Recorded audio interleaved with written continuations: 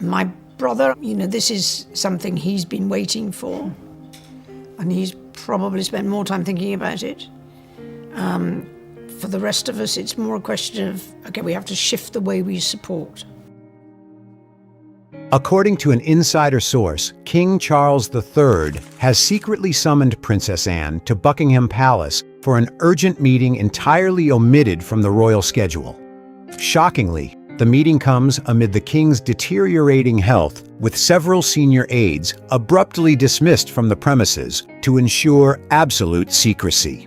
Inside the meeting, Princess Anne reportedly took a hardline stance after Camilla demanded the king grant her more power and expand her own family's role within the royal household.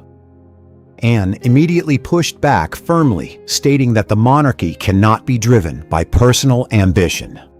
This clash between the palace's two most powerful women has left King Charles facing the most agonizing decision since his accession.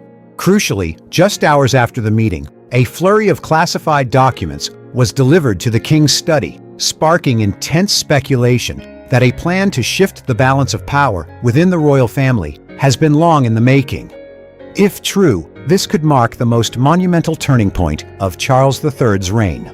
What exactly did Princess Anne say that completely altered King Charles's vision for the future of the crown? And how will Camilla react if she discovers the secret plot silently stripping away the influence she has painstakingly built for years? Buckingham Palace in the late afternoon, as ash-gray clouds cast long shadows across the austere grounds, felt heavy with an invisible suffocating pressure. King Charles III sat lost in thought by the large window overlooking the square. Since his coronation in May 2023, he had constantly steeled himself to maintain the image of a resilient monarch, but his declining physical state was impossible to conceal beneath the crisp lines of his impeccably tailored pinstripe suit. His hands, which had signed countless decrees, now trembled slightly as he turned the pages of the classified documents.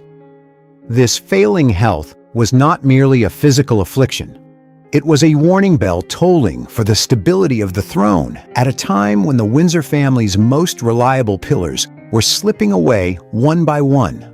Surrounded by a swirling vortex of public scrutiny, the reigning monarch understood that he could not bear the weight of this grand yet fracturing institution alone.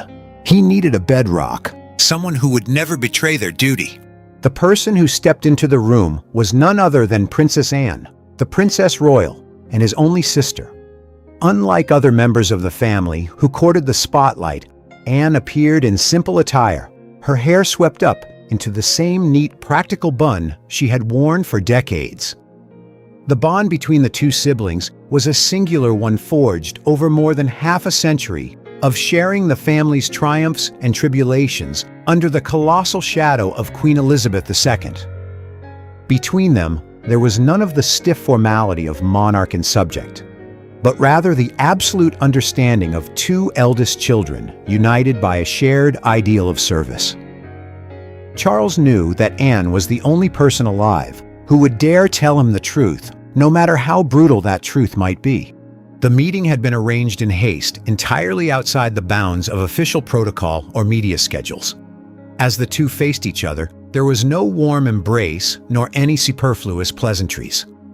Anne stepped closer, her gaze lingering intently on the faint gray hollows beneath her brother's eyes and his slightly slouched posture, a clear sign that physical pain was taking its toll on the king. She pressed her lips together, a fleeting frown betraying her heartache, though it was instantly replaced by her trademark stoicism. Anne pulled out the opposite chair and set a leather-bound folder onto the table, her movements as decisive as a general entering a war room. A subtle undercurrent of tension began to simmer in the quiet air of the room. Charles gently slid a memorandum toward his sister, his fingers tapping against the mahogany surface in an anxious rhythm. He looked directly into Anne's eyes, his gaze carrying a silent plea and a profound entrustment that defied words. There was no need for him to articulate his anxieties regarding the rebellions brewing in the outer branches of the family, or Camilla's calculating gaze upon the reins of power. Those threats were already palpable in every breath the palace drew. In the face of the king's momentary vulnerability, Anne did not waver. She took the document, her thin but firm fingers turning each page with astonishing composure. Charles watched his sister's every movement, the tightness in his chest easing somewhat as he drew strength from her steady presence. Anne was not merely reading a text. She was accepting a new destiny, a burden that her brother in his hour of deepest exhaustion had chosen to shift onto her shoulders. What followed was executed with an uncanny, unspoken harmony. Charles signed his approval in the corner of the document, the ink striking the paper with a finality that seemed to banish months of hesitation. Anne witnessed the moment with a sharp, solitary nod, a tacit vow that she would stand as a shield for the throne, regardless of the storm about to erupt from the inner court. The silence between them at that moment was worth more than 1,000 vows. It was the passing of a sacred trust, the forging of an ultimate alliance to protect the foundations of the monarchy from internal fracture. As the antique clock in the study chimed the heavy somber notes marking the arrival of dusk, the clandestine meeting drew to a close. Anne stood up impeccably, straightening the lapels of her coat. She looked at her brother one last time, her eyes filled with both deep reverence and fierce protectiveness, before turning to leave. The attendants watched the solitary yet unyielding figure of the Princess Royal recede down the corridor, a vague sense of foreboding rising in their chests.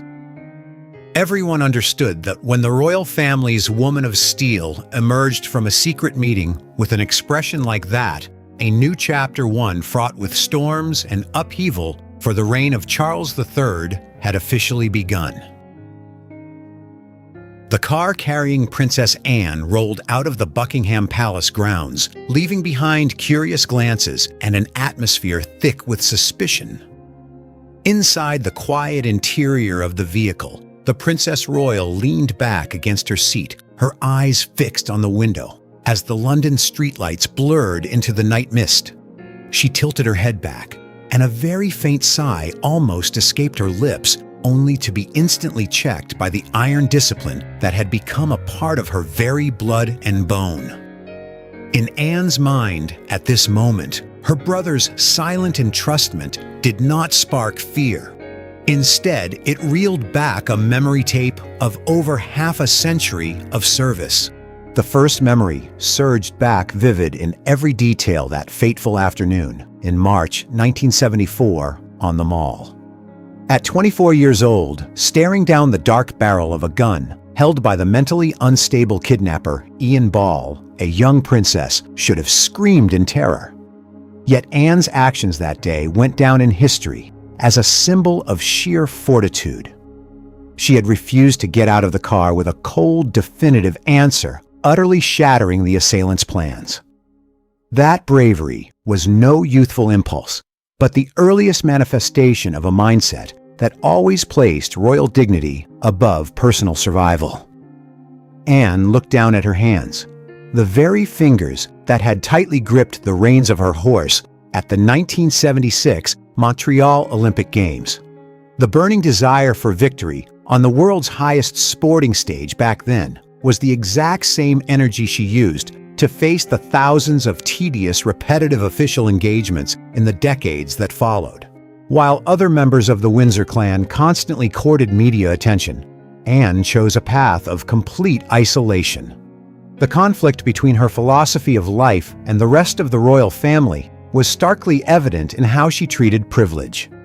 She refused aristocratic titles for her children, a decisive move aimed at protecting them from the glass cage of public scrutiny, and a way for her to assert that a person's worth lies in dedication, not empty designations.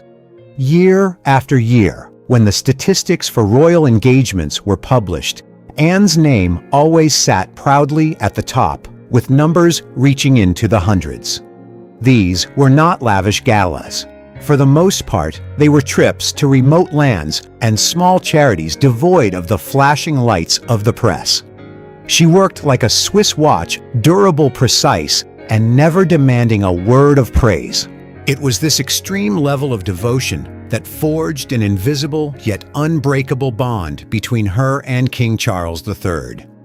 Longtime palace advisors well understood an unwritten rule: when the king faced life or death decisions concerning the monarchy, the first person he turned to was never a government minister or a media expert, but always his sister. Anne recalled their brief past encounters when Charles would slide sensitive files toward her with a weary gaze. Anne's reaction was always to take them, analyze them with a cold head, and offer advice that was frank to the point of causing hurt, yet remained the only sobering medicine in a court filled with flattery. A sudden sense of surprise crept into Anne's own thoughts as she remembered her brother's decisive signature that afternoon. Unlike past routine consultations this time, Charles was not merely asking for advice. He was handing her the key to holding the grand strategy together. A monumental shift was quietly unfolding within the palace's power structure, and the king's close advisors, through their unusually deferential gestures toward Anne in recent days, had clearly caught wind of the upheaval. They were beginning to realize that the woman who had stood apart from all title disputes for 50 years was now the only figure with enough gravitas to anchor the royal ship through the heart of the storm. As the car slowed down to turn into her estate, Anne blinked slightly, bringing herself back to reality. She knew that her peaceful days behind the scenes were drawing to a close. Public murmurs had already begun to circulate, and tabloids were desperately trying to dissect the reason behind the secret meeting at Buckingham. Expectation and pressure from the public were converging on her with a terrifying intensity. People were starting to believe that Anne was no longer just a princess, quietly doing charity work. She was being prepared to don a mantle of power greater than ever before. In contrast to her pensive expression, upon leaving the palace, her features now relaxed, replaced by the formidable serenity of someone who had made her choice. She did not request any extra security, nor did she display any pride at the prospect of supreme authority drawing near. To Anne, this new role was not a reward, but another heavy duty that destiny had placed on the shoulders of Queen Elizabeth II's most devoted daughter. She was ready to embrace it with all the discipline and pride of a true guardian of the throne's most foundational values. A suffocating atmosphere hung over the corridors of the royal household as news of King Charles III's health grew increasingly dense on the front pages. Prolonged rounds of treatment had not only eroded the monarch's physical strength, but also acted like a toxic wind, blowing through the already loose structure of the House of Windsor. Ever since Harry and Meghan decisively cast off their duties to seek a private life in America, and Prince Andrew was stripped of all public roles following shocking scandals, the royal family's roster had revealed gaping voids. The burden of public service, which had previously been shared across a sprawling apparatus, now fell squarely onto the shoulders of Princess Anne and Prince William and his wife. Waking up each morning to face a schedule packed with royal tours, ribbon-cutting ceremonies, and diplomatic meetings, Anne could vividly feel the internal fracturing of this grand machinery. She saw the exhaustion etched into the eyes of William, who had to balance anxiety for his ailing father with the crushing responsibilities of a future heir amidst immense pressure. While in the middle of executing a series of important official engagements in Scotland, the place where she had always found peace and a deep connection to her mother's legacy, Anne abruptly ordered the cancellation of the rest of her itinerary to fly back to London post-haste. This decisive and unusual move was like a boulder thrown into a calm lake, plunging royal commentators and the public alike into a state of sheer panic. Even the coldest heads at Downing Street began to grow restless. On the flight back to the capital, Anne sat motionless by the window, her fingers tapping a steady rhythm on the lid of the leather briefcase containing classified documents. Her mind was not on the chaotic speculations outside, but rather on analyzing confidential reports she had just received regarding cracks within the palace walls, where power vacuums were awakening dangerous personal ambitions. She understood that her sudden absence from Scotland would be spun into a leadership crisis, but she had no other choice when the very foundation of their shared house was shaking violently. Behind the fortified walls of Buckingham Palace, the inner circle began to buzz with rumors of clandestine maneuvers. Senior aides and close advisors started whispering about the activation of an emergency contingency plan. Something unprecedented in contemporary history, designed to maintain the stability of the throne while the king was temporarily unable to govern major state events. Searching glances and hushed murmurs filled every corner of the corridors whenever top royal lawyers were seen constantly entering and leaving the Privy Council chambers. People began to talk about a single name, the only one possessing the iron will necessary to anchor the entire reign during this tempestuous period. Anne's sudden arrival in London only added weight to the credibility of those speculations, creating palpable tension among the members of the royal family, especially those who constantly feared their own influence was being stripped away. Amidst the swirling storm of public scrutiny reaching its peak, a sleek black car with heavily tinted windows quietly rolled through the back gates of Buckingham Palace. No announcement was made. Not a single press camera managed to capture the moment. Princess Anne had once again been summoned to see the king in absolute secrecy. Inside the small audience room at Buckingham Palace, the air felt almost solid, remaining cold, despite the crackling fire in the bronze hearth.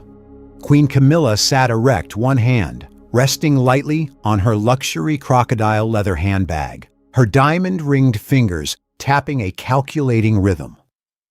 In the internal discussions regarding the restructuring of royal personnel, while the king convalesced, Camilla made no secret of her ambition. She expressed a desire to be granted greater formal authority within the Council of State, while concurrently expanding the public roles of her own children from her previous marriage, aiming to solidify the standing of her private family branch at a time when the court was short-handed.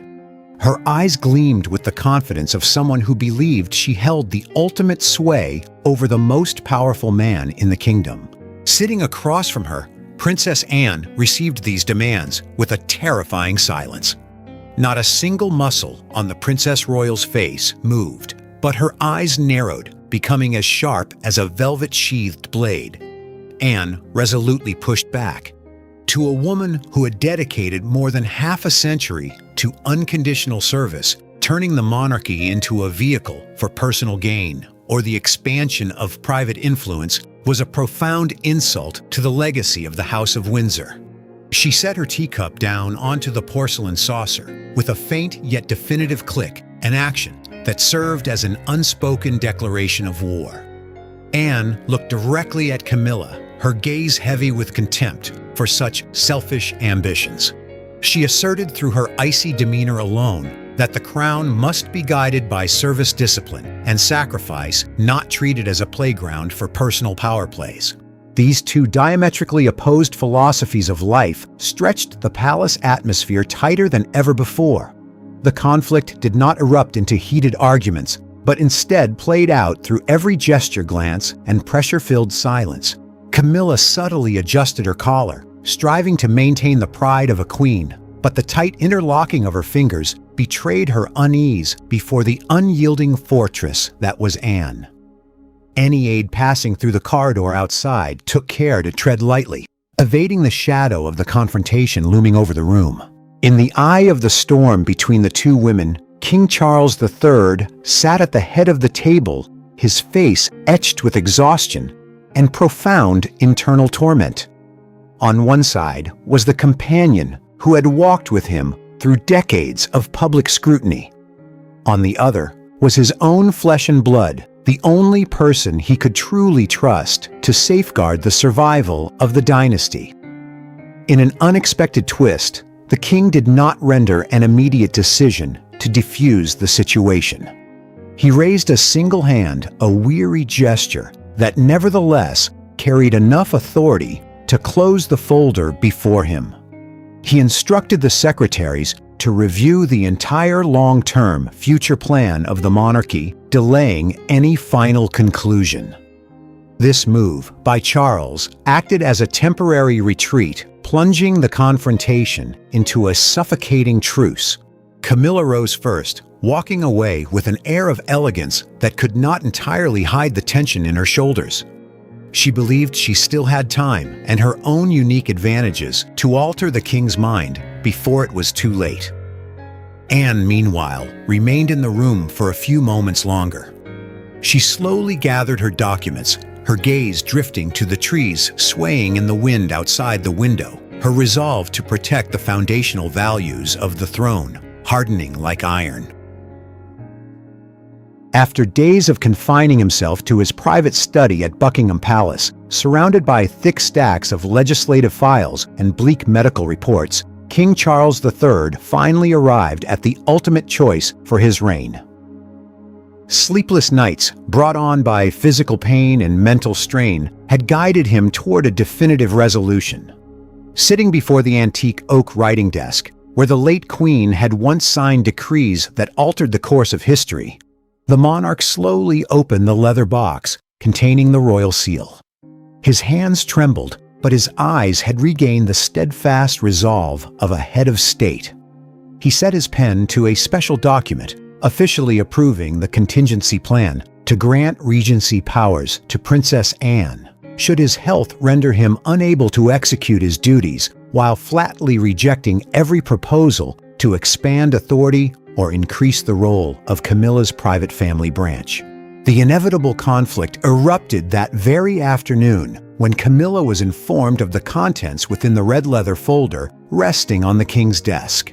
Disappointment and shock were instantly visible in the way her arms dropped limply to her sides, her shoulders trembling beneath her expensive silk blouse. The long-held confidence of the Queen crumbled entirely before her husband's decisive ink.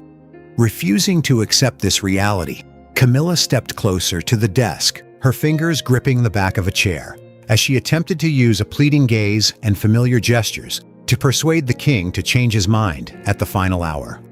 She looked at him, searching for a concession like those of their past disagreements. But in response, Charles offered only silence. He did not look away. Instead, he stared directly into his wife's eyes with an unprecedented detached coldness. The king gave a slight shake of his head, a definitive refusal. He placed a hand over his chest, where the royal crest gleamed beneath the lamplight, as a supreme assertion that the interests and survival of the House of Windsor must be placed above all else, transcending any personal affection or private promise. While the atmosphere between the couple remained frozen, a sudden revelation was brought to light by the monarch himself. Charles slowly slid open a secret drawer beneath the desk's surface, revealing a handwritten draft of the plan, dating back several months long before his first secret meeting with Anne had ever taken place.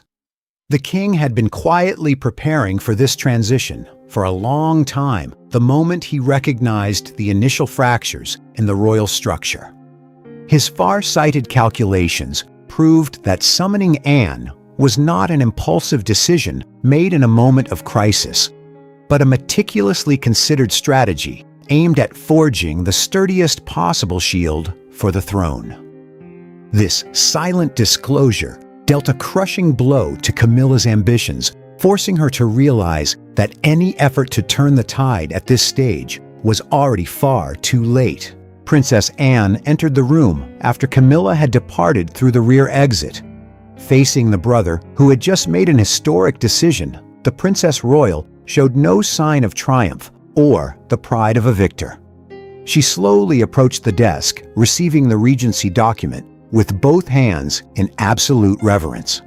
Anne's actions unfolded in total quiet.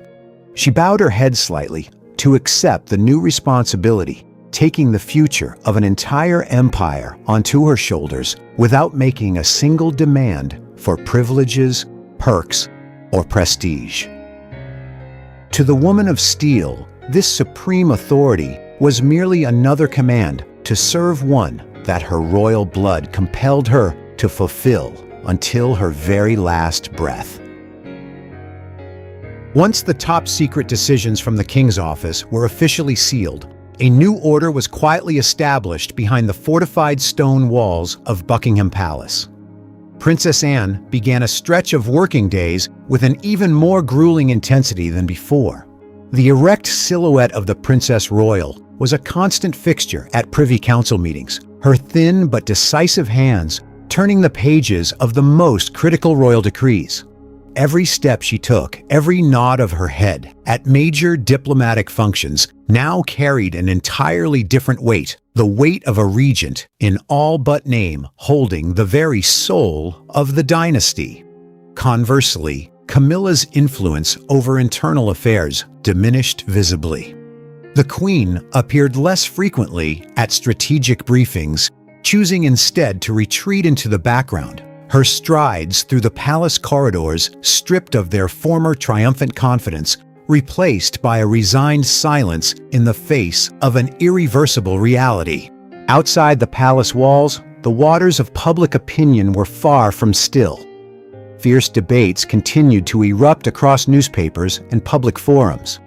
Royal commentators and the public relentlessly dissected the true significance of the secret meeting between the king and his sister weeks prior. This clash of opposing views exerted an invisible psychological pressure on the entire family. Cynics argued that this was the sign of a fading reign forced to lean upon its old guard. Yet faced with these whispers, Anne responded with nothing but cold indifference. She issued no statements, nor did she alter her simple attire or her rigorous work ethic. Her absolute concentration on her duties was the only answer needed to crush all political speculation. Amidst the media storm, an unexpected detail leaked from the private diaries of a long-serving courtier. The source revealed that during his darkest days of illness, King Charles III had seen with absolute clarity the true nature of every relationship around him. He understood that power could blind those closest to him, stoking the most selfish of ambitions, but Anne remained the sole exception. The Princess Royal was the only member of the family who always placed the duty of service above the temptations of supreme authority. This quiet realization by the king was not only the reason he entrusted the Regency seal to his sister, but also a source of spiritual salvation for the monarch himself, knowing his mother's legacy would not be corrupted by personal designs. That secret meeting had now become a historic milestone, a resounding affirmation of the monarchy's survival.